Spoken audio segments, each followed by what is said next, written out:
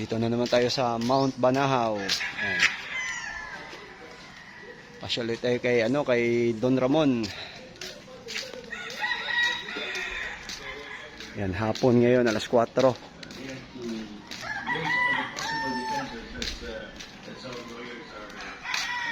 Kuha tayo ng butcher.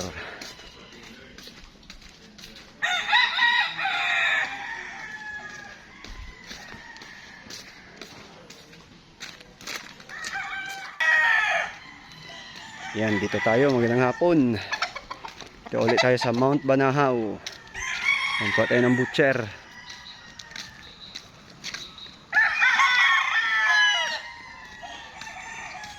Yan mga pare ko. Yan si Rolin. Boss Rolin! Magandang hapon.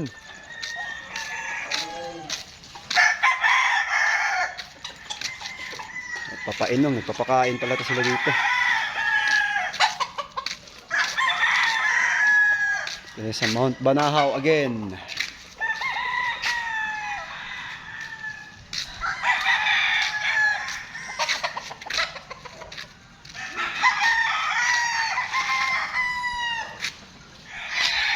Ayan mga pare ko, magandang hapon.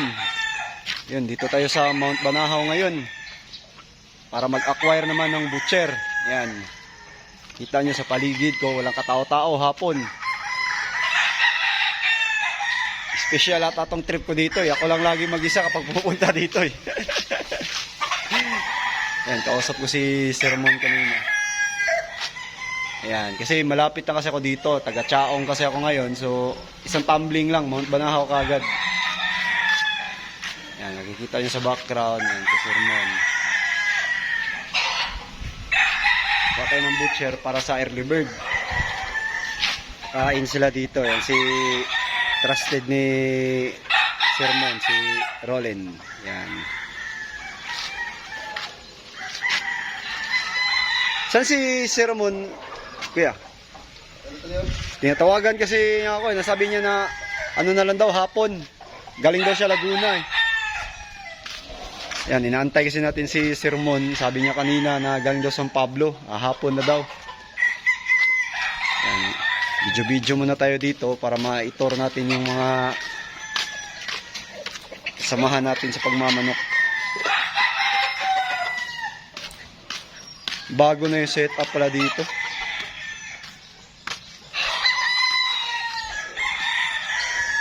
Yan, ito yung mga fly pen nila. Bagong setup na pala dito ngayon. Yan, super brown red. Batang bata oh.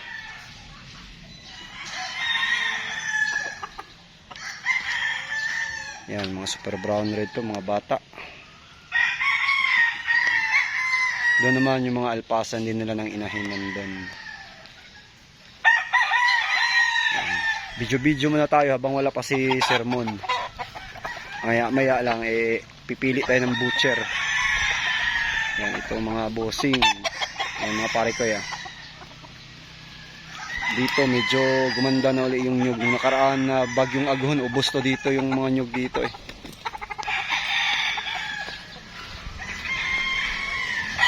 Yan, yung mga pullets niya. Yun. Yan mga pare ko, yung mga pullets. Yan. Sa kabila rin. Yan, sa mga hindi pa nakapasyal dito mga pare ko, ito yung Mount Banahaw mga pare ko. Na sikat sa mga lemon, super brown red, tornado, gal, butcher. Yan yung mga manok na dito. Yan mga pare ko, dito tayo sa cording area. Actually, ano to nila, receiving area to nila ni Sermon. Ito yung kapag may bisita dito pumupunta. Kasi doon yung pinakasikat na gradas, yung laging pinupuntahan ng mga bisita. Yan, ang kukunin natin dito mga pare ko ay butcher. Kukuha tayo ng butcher kasi meron tayong mga butcher din. So, upgrade natin yung mga butcher. Kasi marami rin kumukuha sa atin ng butcher para at least makita nila na yung kinukuha natin ay authentic. Hindi tayo nagbibiro-biro sa materials. Although medyo mahal kasi tawag dito sa hindi nakakaalam, ang butcher dito sa Mount Banahaw ay 50,000 yung broodstag. Isang piraso lang yun, lalaki. 7 to 8 months. So, titingin tayo ng butcher mga pare ko. Antay lang natin si Sermon. Ayan mga pare ko, si Sermon. Antay natin. Ayan.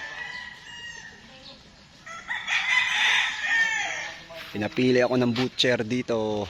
Sermon, magandang hapon. Naulan ha.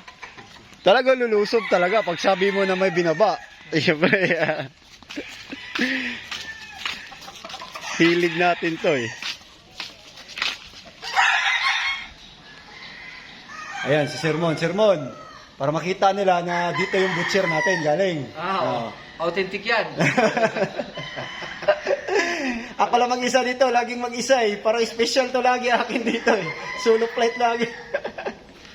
Pakita mo.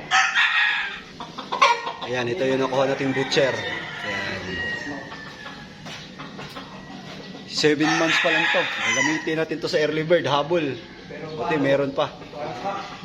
Parang kak yung palo eh. Busog pa.